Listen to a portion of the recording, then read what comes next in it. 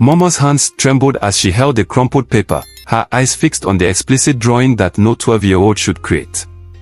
Outside, the evening sun painted the Nigerian village of Ife golden, but inside the mud brick house, a darkness had taken root.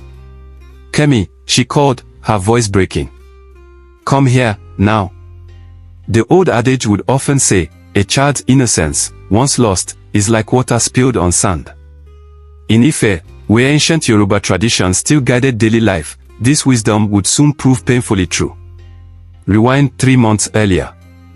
The Adetokunbo compound buzzed with the usual sounds of village life. Kemi, a bright-eyed 12-year-old with neat cornrows, helped her mother pound yam in the courtyard.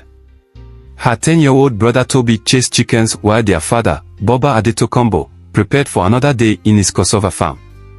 They were like any other family in Ife, hardworking, God-fearing, and proud of their traditions. Omo Ejo by Keo Nimo Ni, a child's character reflects their home training, the villagers would say. The Adetokumbos took pride in raising their children right.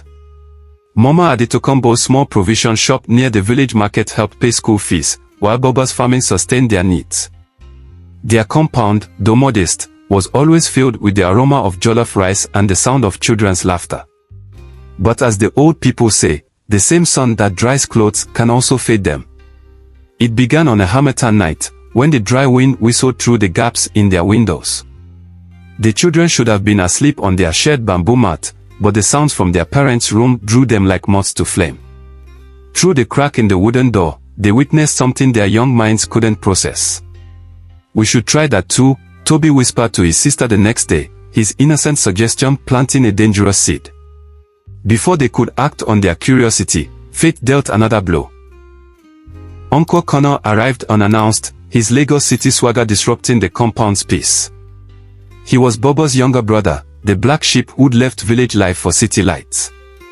His pocket was full of money from dubious sources, and his phone held secrets that would poison young minds. "Let me show you what real entertainment looks like," he'd said one afternoon while their parents were away. The explicit videos he showed them opened a door that couldn't be closed. Each night after, the siblings would sneak into his room, their young minds absorbing images that twisted their understanding of love and intimacy. The changes were subtle at first. Kemi stopped joining the other girls to fetch water from the stream. Tobi no longer played AO with his friends under the mango tree. Their teachers noticed their vacant stares, their dropping grades, but attributed it to typical childhood faces. In the market, whispers began. "Have you noticed something different about Adetokunbo's children?" The women would murmur over baskets of dried fish. "They used to be so well behaved." The discovery of Kemi's drawing sparked a crisis that could no longer be ignored. When confronted, she broke down, tears washing clean the burden of secrets. "It started with Uncle Kunle," she sobbed, each word a dagger in her mother's heart. Bobo's rage shook the compound.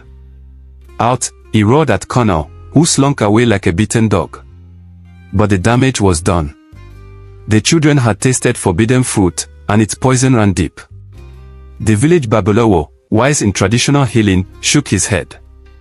"This sickness needs modern medicine," he advised, breaking with tradition to recommend a counselor in a Bodon city. The healing journey was like teaching a bird to unlearn flight. Some days brought progress, Kemi would smile again, or Tobi would kick his football. Other days, the darkness would return, and they'd catch them searching for Uncle Kunle's kind of entertainment. Mama Adetokunbo turned to her fellow market women for support. In the evening gatherings, where voices rose with palm wine and truth, she shared their story. "We must protect all our children," she declared, her pain becoming purpose. The village embraced their cause. The school began teaching about appropriate boundaries. Parents learned to be more vigilant. Even the imam and pastor joined forces, preaching about preserving children's innocence in a changing world. Slowly, like the sun after a storm, light returned to the Adetokunbo home. Kemi found healing in traditional beadwork, each carefully threaded bead a step toward recovery. Tobi rediscovered joy in drumming lessons with the village musicians.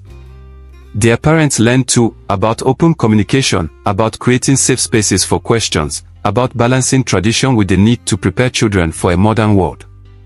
Years later, Kemi would become a counselor herself, helping other young souls navigate the treacherous waters between innocence and awareness. Tobi grew into a youth mentor, using football to teach boys about respect and boundaries.